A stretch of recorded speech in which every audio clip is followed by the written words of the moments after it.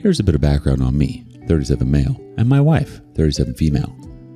For the sake of this, let's call her Charity.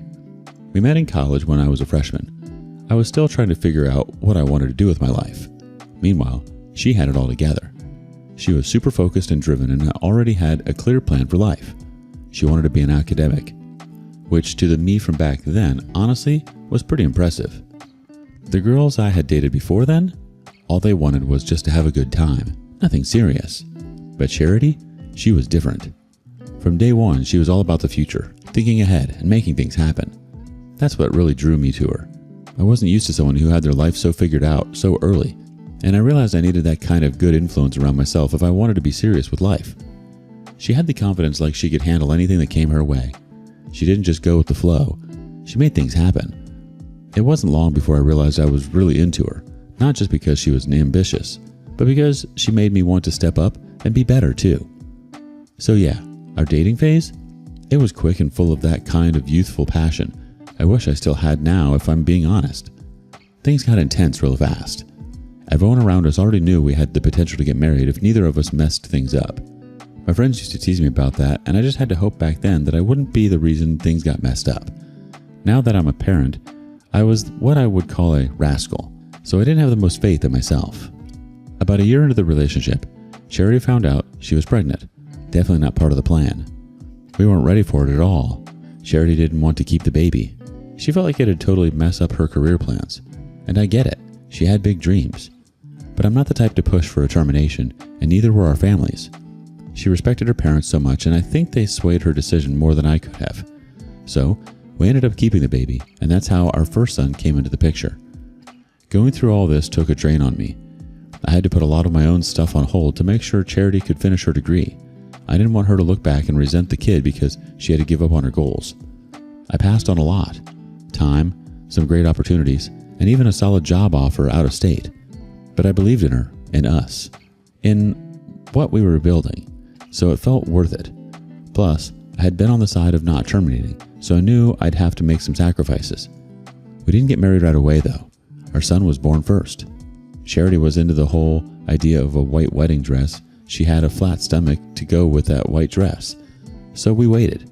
But yeah, we eventually got hitched sometime after the baby. We were young and dumb. I more than her anyway, back then. And like a young couple, we made a lot of mistakes. Charity had a bit of resentment towards the baby for, in her mind, forcing her into marriage sooner than she planned. I mean, I get it. Everyone would get it. She had her life all mapped out, and suddenly, here was a baby and a husband in the mix. But honestly, we learned quick. Things with the baby got easier over time, and we adjusted. Charity finished her degree, got her master's, and eventually became an assistant lecturer. I was so proud of her, man. I used to brag about her to my friends all the time. She was the best, no doubt. Later in the marriage, we ended up having 2 more kids, and for a while, I thought we were rock solid. She worked hard, increased our earning potential by quite a lot, and built a pretty decent life for ourselves. We weren't rolling in cash, but we were comfortable. Charity kind of became the backbone of the house. She ran things like a boss, handled the kids, and took care of the household. All I really had to focus on was providing and making sure I took care of my husband's duties. And honestly, I didn't mind at all. I got laid back though. I let her handle most of the decisions. At the time, it felt right. But looking back, I wonder if letting go of that much responsibility, especially with the day-to-day stuff, is part of what led to everything that happened later. The thing is that I actually believed that what we called a relationship was fine. Like, nothing stood out to me as off or weird. We were just a middle-aged couple who'd been married for over a decade. Obviously, it wasn't fireworks anymore, but it was more like we were old best friends. No crazy passion, just steady, you know? Calm and cool. I'm not the best at expressing myself, but that's kind of how I felt. The crazy thing is, it was my son's behavior and me trying to figure out what was wrong with him that opened my eyes to what was really going on. He started acting strange, and I know teenagers are usually acting strange, but this was different. It wasn't just normal teenage mood swings. He was straight up disrespectful to his mom, which was totally out of character. Yes, he and his mom do have a lot of friction, which I have tried to fix, but I really never got anywhere. If we get to the bottom of it, I think she still harbors some resentment, but she loves him too. I wasn't let out of it. He avoided me too, like not outright rude, but he wouldn't talk to me at all. And with his younger siblings, He went into full bully mode. It was like he was constantly angry at everything, and I had no idea why. We tried everything to discipline him, grounding, taking away privileges, but nothing seemed to work.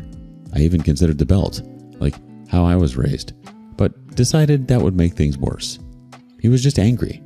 I mean, the kid had everything he needed. We weren't strict or overbearing, so this behavior totally threw us off.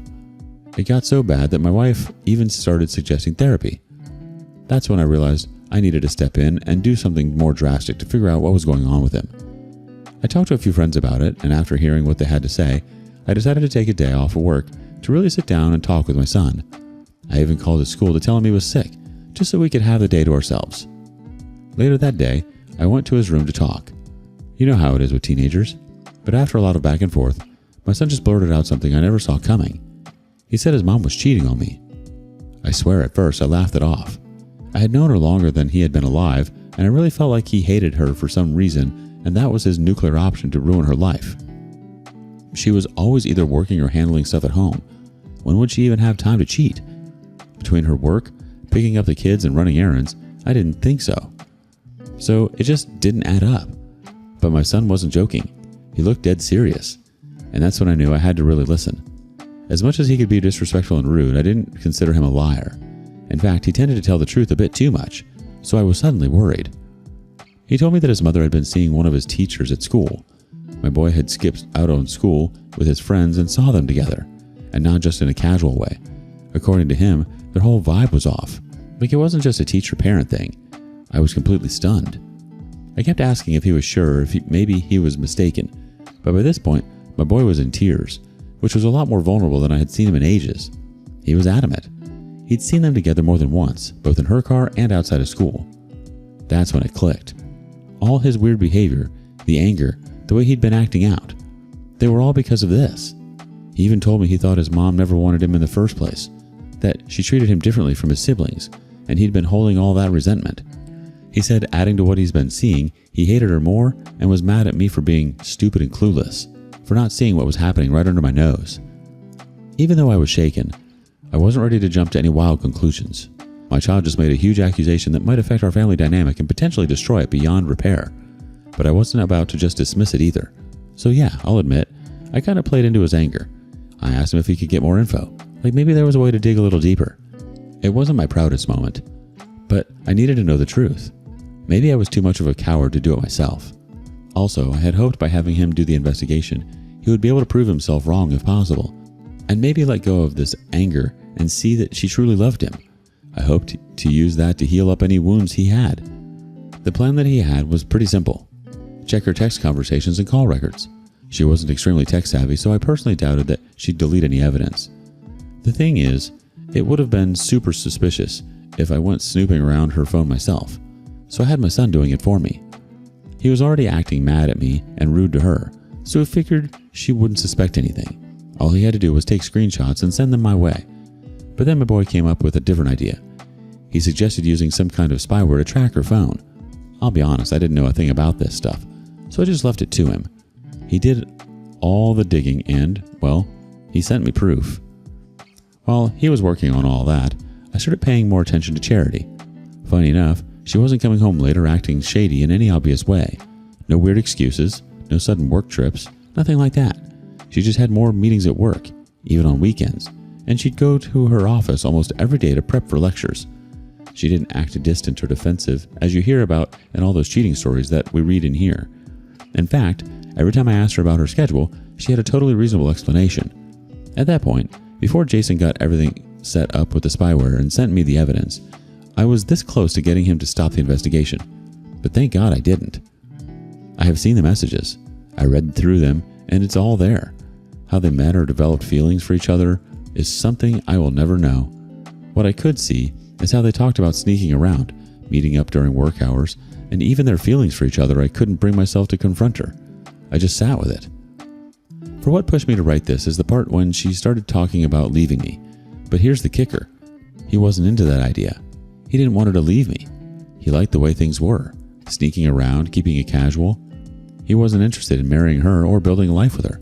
He was just in it for the fun, and where they are right now is her persuading him. And now, my son has gone even further. He's brought me pictures and videos of them meeting up. I guess he saw them when he was playing hooky yet again. Apparently they have a casual rendezvous point. It's undeniable at this point. But even with that, I haven't confronted her yet. I'm so pissed off. I want concrete proof, like catching them in the act myself or something. I don't know what to do next.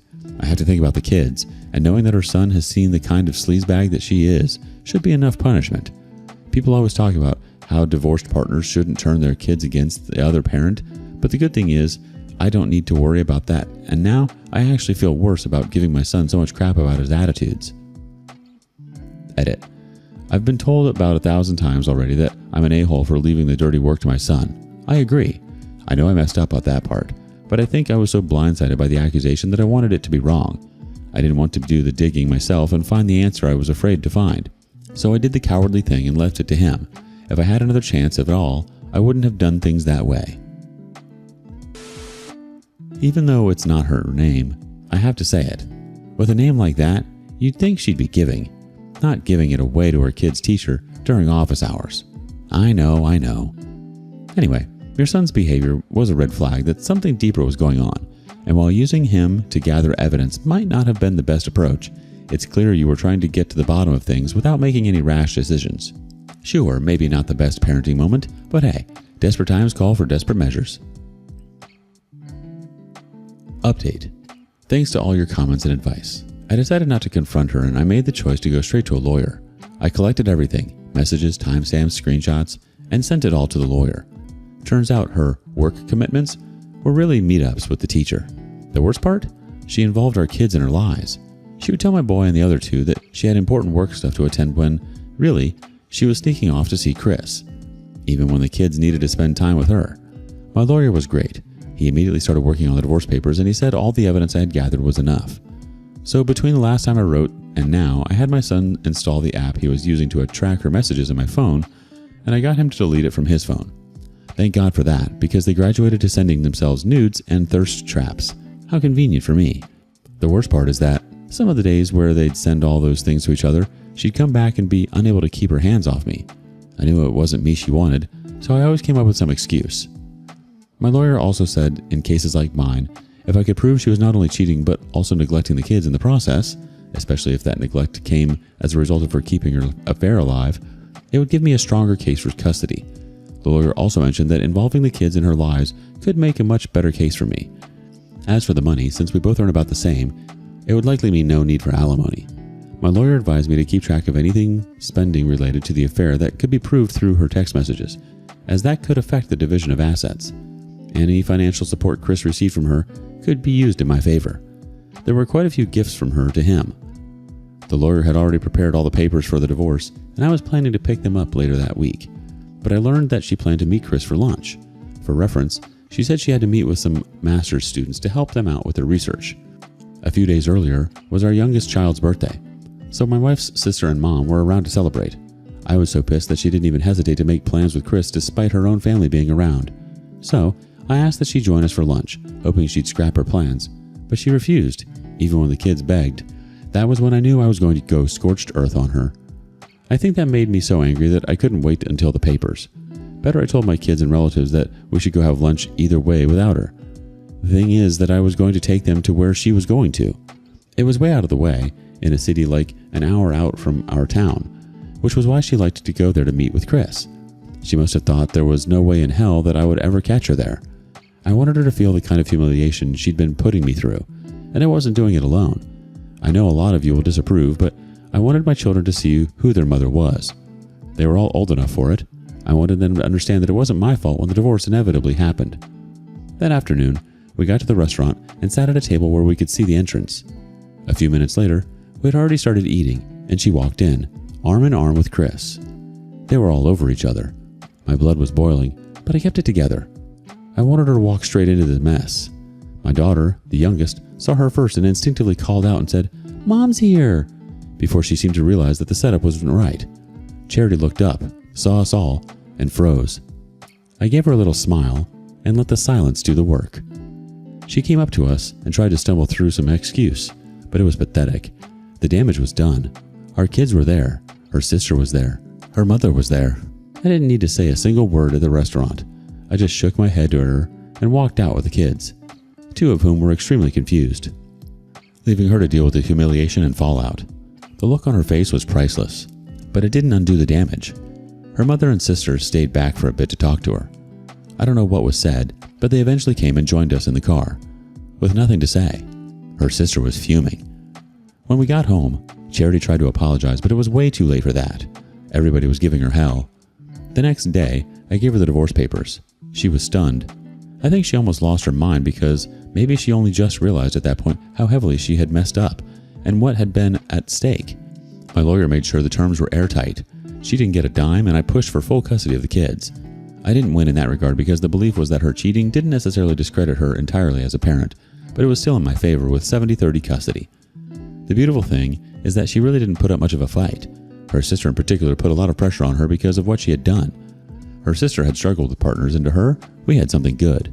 Seeing her sister mess up a good thing probably reminded her of all the bad partners she had had.